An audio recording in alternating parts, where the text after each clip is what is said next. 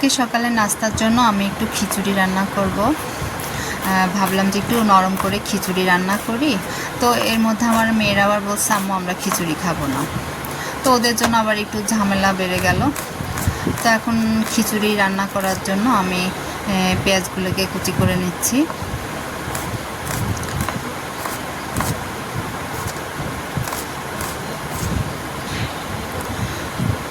তো আমাদের দুজনের সকালবেলা খিচুড়ি খেতে ভালোই লাগে, কিন্তু আমার মেয়েরা যেন একদম খিচুড়ি খেতেই চায় না, ওদের নাকি একদমই ভালো লাগে না।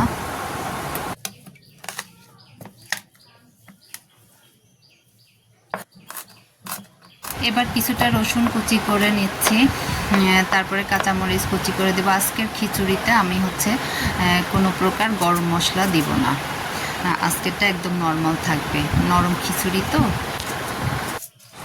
এখন কাঁচামরিচ, হলুদ, লবণ, জিরা এবং সরিষার তেল দিয়ে ভালো করে মেখে রান্না বসায় দিব। আমার কাছে যে মনে হয় যে খিচুড়ির এই চাল ডাল পেঁয়াজ মরিচ মশলাপাতি দিয়ে ভালো করে চটকে চটকে মাখালে বোধহয় টেস্ট বেশি হয়।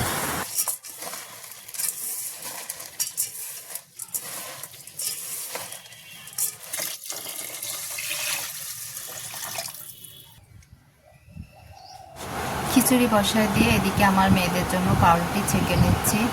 ওরা সকালবেলা পাউরুটি আর ডিম খাবে, তো এই জন্য পাউরুটিটা ভালো মতো সেঁকছি, কারণ পাউরুটিটা ফ্রিজে ছিল, তো বাসি পাউরুটি তো না ছেঁকে খাওয়া যাবে না। পাউরুটি ছেঁকে রেখে আবার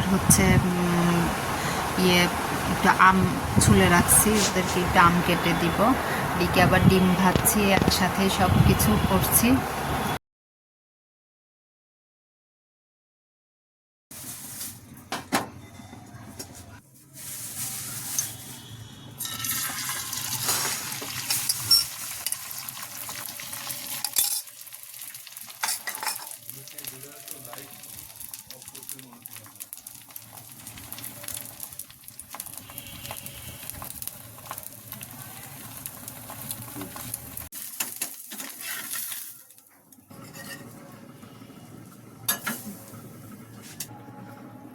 এবার আমটাকে একটু ছোট ছোট করে কেটে ওদের বাটিতে বাটিতে দিয়ে দিব। সকালে নাস্তার সাথে একটু আম খেলে ভালোই লাগবে।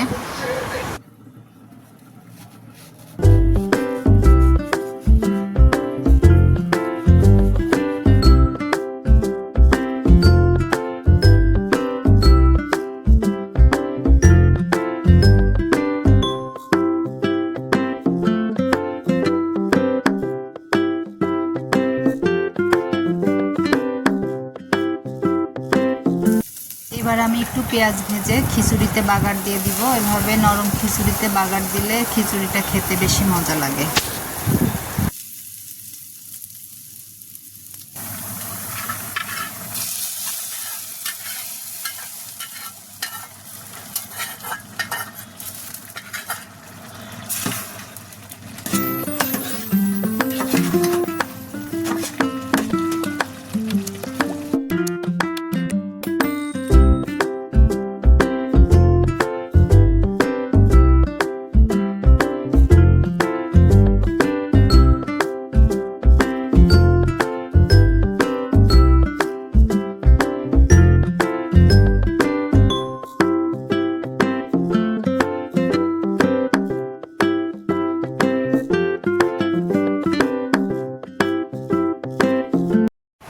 এরপরে বিকালবেলা আমরা একটু শিলাইদাতে গিয়েছিলাম। তো শিলাইদাতে যেহেতু গেলামই, তো রবি ঠাকুরের বাড়ির গেটে একটু গেলাম।